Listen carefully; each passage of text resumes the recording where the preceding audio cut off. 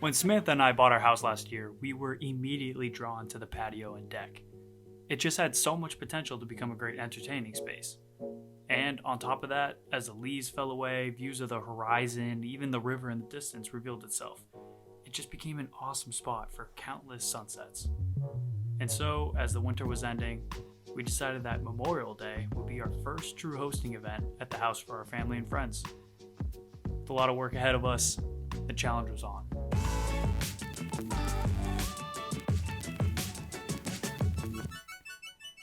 Power washing the slab seemed like the best place to start, mostly because it looked like it was going to be satisfying and a lot of fun. So I used this project as an excuse to buy my own power washer. No surprise, it's possibly a little overkill, but that just means it's more fun. I started assembling it, took a break for some butt scratches, got pretty confused on how to start it up, but eventually got it up and running. From there, it was just as satisfying as I hoped. Decades of dirt and grime came off so easily.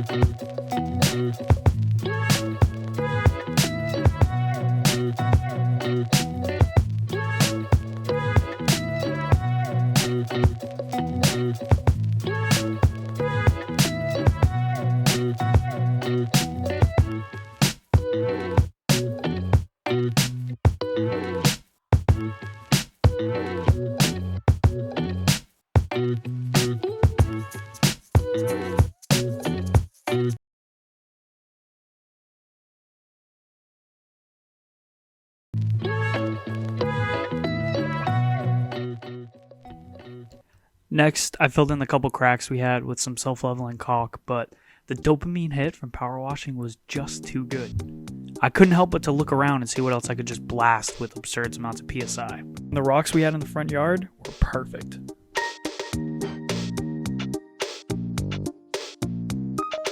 My guess is that these rocks are granite, but given the orange color, I'm not too sure. If anybody knows, please let me know down below.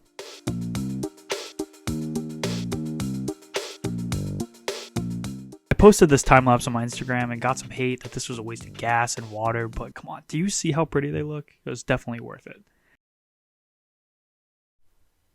Alright, back to the real project. The areas that had paint mostly chipped off were super easy, but I was not so lucky throughout the whole thing. Before I started, it seems like there was only one coat of paint on it, but after I did a first pass, it was clear that there was easily 3 to 4. I got a lot of the paint off right away, but I still had plenty to go. Plus, with this being my first time power washing wood, I was walking a fine line between getting the paint off or just straight up gouging the wood. After realizing this, I decided to pivot and try out a few other options, like using some metal wire brushes,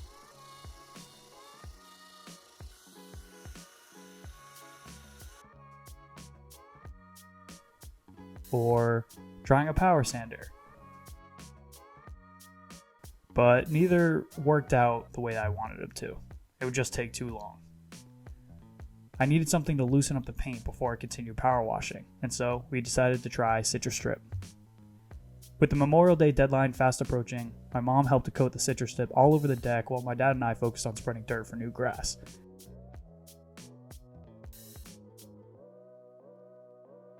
The Citrus Strip helped a lot, but I still unfortunately gouged some of the areas. The damage wasn't too bad, so I hoped the paint job would be able to cover it up well. However, that's when we noticed that we were doing more than just upgrading our patio space. We had a resident chipmunk who loved to sit up on the top steps and just look out into the backyard. We named him Gus. Last step before we were ready to paint was sanding. Samantha did a fantastic job sanding all over the deck and getting any tiny bits of paint that I missed. And then we were ready to go. Samantha is the authority for all painting related choices for the house, and so she chose this dark ash gray for both the deck and a concrete slab. And away we went.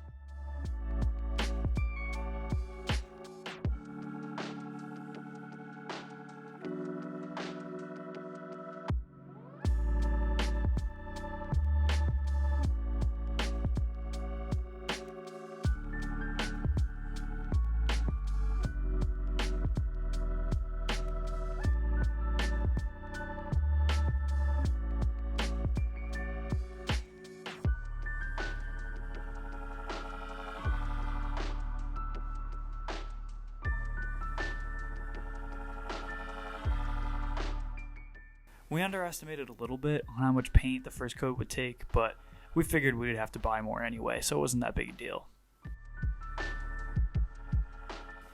I came back the next day and finished it off.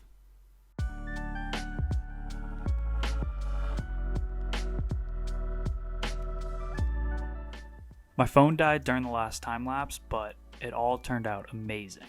However, I made a rookie mistake. As I was finishing, I felt a droplet hit the back of my neck and my heart dropped. I never checked the weather.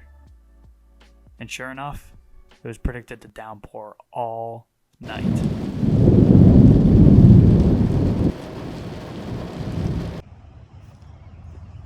The damage was pretty bad. All the new paint washed out along the edges, and the paint that stayed almost seemed like it separated into a watered out base, leaving white speckles everywhere. I was pretty defeated, not gonna lie. I went from thinking this project was almost over to needing to buy even more paint and apply a whole new coat. And to top all that, I only had 1 week to get this done before the party. So, I cheered myself up by hanging up lights that I was saving for the end, because I just needed a win.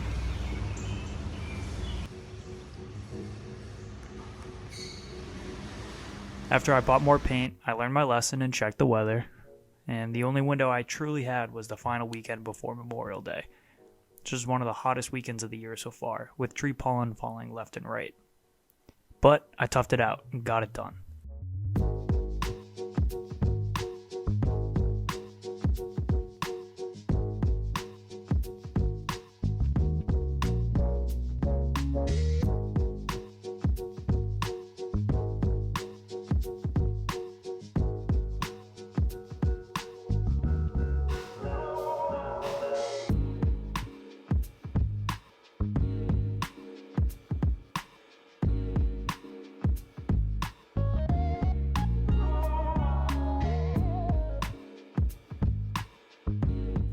And with Gus's approval, we were finally ready to finish this project. Samantha had already picked out and assembled all the patio furniture, and so all that was left to do was to sit back and watch the benefits of our hard work come together.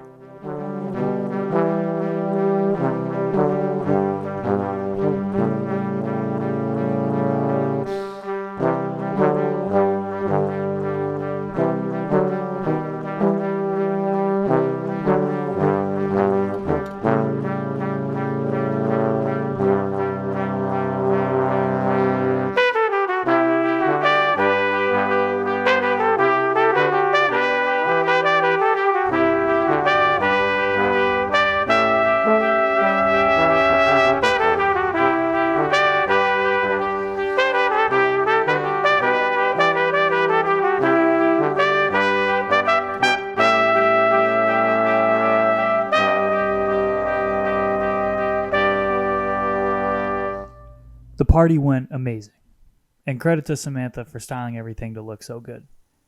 This project taught me a lot of lessons, which sucked in the moment, but made the end result that much more satisfying. Especially since this was our first major project done in our new house, and we've been enjoying the benefits of it month after month. I can't tell you how relieved I am to have this video done, but I want to say thank you to all your support, as you guys helped me crush my goal of 100 views on my first video back in March. If you've enjoyed this video and you think I've earned your subscription, I would please ask to consider subscribing to the channel and following my Instagram linked below.